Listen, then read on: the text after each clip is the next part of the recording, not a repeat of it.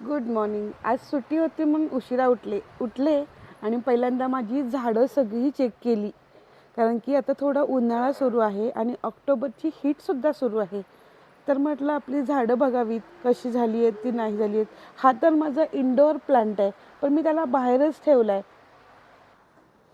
माझ्याकडे हा एक जुना पन्ना लाकडी खोका होता. त्या खोक्यामध्ये म्हटलं माती भरेन आणि त्याच्यामध्ये काहीतरी लावेन. बघूया तर आता याच्यामध्ये मी काय करते. काही करायचं म्हटलं तर ही सारखी इकडे तिकडे परत असते. हिचं पहिल्यांदा मला चेक करावं लागतं, ही कुठे जाते काय करते. नंतर मला माझी कामं करायला लागतात. हिचं जरा मम्माच्या गाडीवरती खूपच प्रेम आहे. ती मम्माच्या गाडीच्या भोवतालीच फिरत राहते आणि तिची ही लाडकी गाडी. आमच्या वॉचमनच्या साहाय्याने मी संपूर्ण माती त्यामध्ये भरायचा प्रयत्न केला. हिला स्वच्छंद रान मिळालं की नुसती ही फिरतच राहते.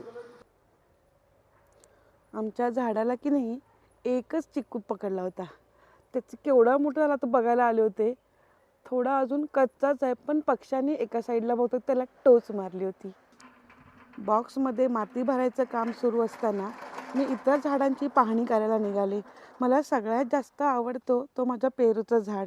तिथे मी खूप फास्ट जाते आणि चेक करते एखादा पेरू पिकला आहे का, कारण मला पेरू खूप आवडतो. झाडाला पेरू तर पकडलेत, पण पिकलेला काय एकही दिसत नाही आहे.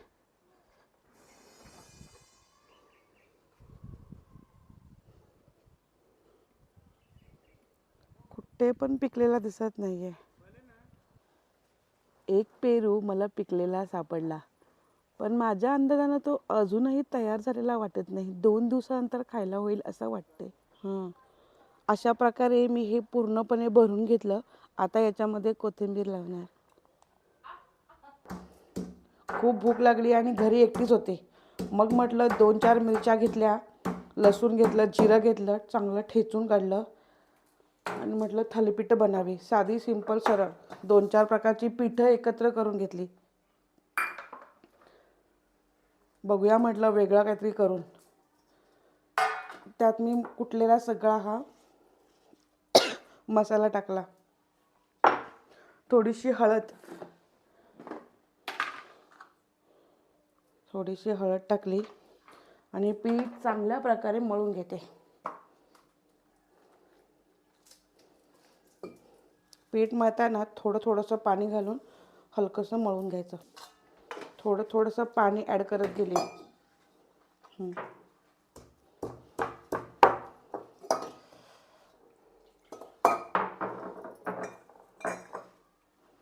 तरी जास्त होईल.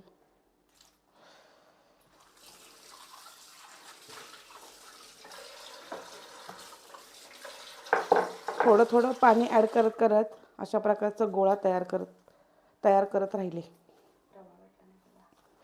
असा घट्ट गोळा मळून झाला की एक 5-10 मिनटं असंच ठेवून दिला. अशी एक साईड भाजून झाल्यानंतर दुसरी साईड भाजायची.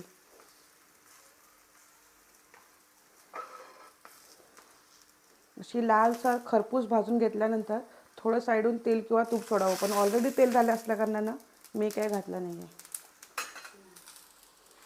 एका साईडला मी दही घेतलं खायला.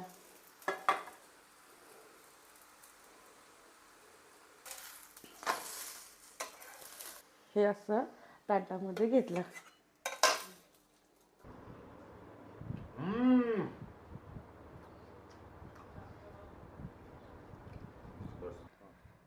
आता मी निघाले सांगलीत माझ्या 24-26 सोबत.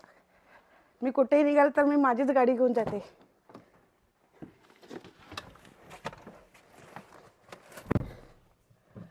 खूप कंटाळा तर आलाय, पण सुट्टी तर एन्जॉय कशी करायची म्हणून मी निघाले सांगलीत. थोडंसं पर्सनल काम करायचं आणि परत वापस घरी.